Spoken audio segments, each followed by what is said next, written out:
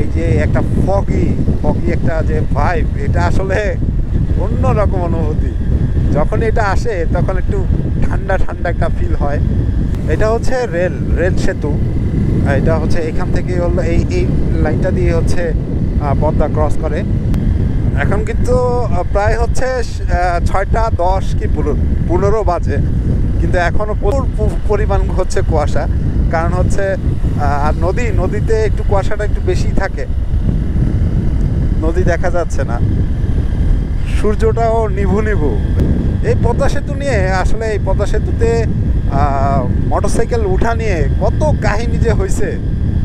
আর প্রত্যেকবার ঈদ আসলেই পরিবহনের যে একটা সমিতি আছে, তারা হচ্ছে মোটরসাইকেলের উপর উঠা পড়া লাগে।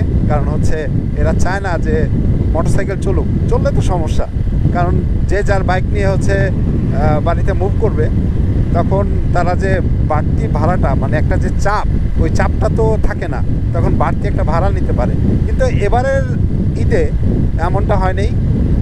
সরকারের পক্ষ থেকে ভোক্তা অধিকার দপ্তর বা অন্যান্য যে প্রশাসন, তারা অনেক অ্যাক্টিভ ছিল।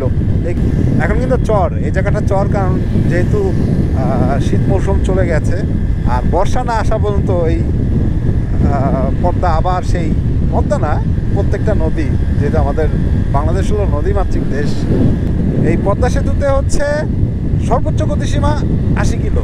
এখন তারপরও কেউ হচ্ছে এখানে হচ্ছে বাইক রেস করে, যেটা ঠিক না।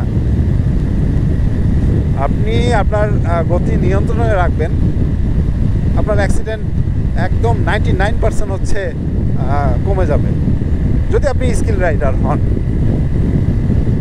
প্রচণ্ড কুয়াশা, একটা ধোঁয়া, যে এই ধোঁয়াটা দেখতে পাচ্ছেন কিনা জানি না, মানে কুয়াশার যে একটা স্মোকি, একটা ফগি একটা ফ্লেভার, মানে ফগি একটা যে এই দেখেন, এই যে আসতেছে, এটা কিন্তু ঠান্ডা, অতিরিক্ত ঠান্ডা। মানে যখন আসে তখন একটা একটা হিম একটা ভাব অনুভব করা যায়।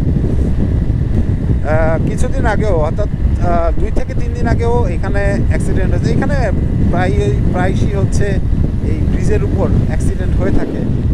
আর আমি বুঝি না যে এত বড়, এখানে কিন্তু মোটামুটি হচ্ছে 2টা লেন আর একটা ইমার্জেন্সি লেন বলে এটাকে। যে কোনো গাড়ি যদি ইমার্জেন্সি ব্রেক করার দরকার হয়, তাহলে এই লেনটা দাঁড়ায়। তো এই 2টা লেন বাদে ইমার্জেন্সি একটা লেন আছে, বিশাল একটা লেন। তো এখানে কিভাবে অ্যাক্সিডেন্ট করে? আর আমার কথা হচ্ছে, এই পদ্মা সেতুতে কেন আমি হাই স্পিড উঠাবো? আর বেশিরভাগই হচ্ছে বাসগুলো হলো অ্যাক্সিডেন্ট করে থাকে, যেমন ব্যাটারির উপর উঠিয়ে দেয়। তো এগুলো আসলে নিজেদের দোষের কারণে এই অ্যাক্সিডেন্টগুলো হয়।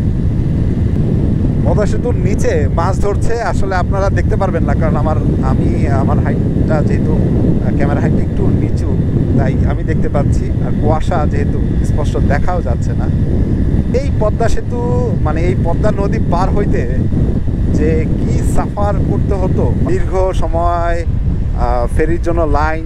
আবার দেখা যেত যে মার্চ মাস যেহেতু এখন হচ্ছে বৈশাখের একটা ঝড়ঝাপটা হবে, তখন এটার জন্য বন্ধ থাকতো। মানে সিরিয়াস একটা অবস্থা থাকতো। এখানে হয়তো বা কুয়াশা ছিল না, কিন্তু এখানে প্রচণ্ড কুয়াশা, আর দেখা যাচ্ছে না। আমি ইন্ডিকেটারটা জ্বালিয়ে দিচ্ছি, না হলে হচ্ছে ব্লিঙ্ক না করলে সামনে আসলে দেখা যায় না। যে পিছনে ধরেন আমার একটা গাড়ি আছে, পিছনে ব্লিঙ্ক না করলে দেখতে পারবে না। আসলে ইন্ডিকেটারটা দেওয়া মাস্ট বি জরুরি।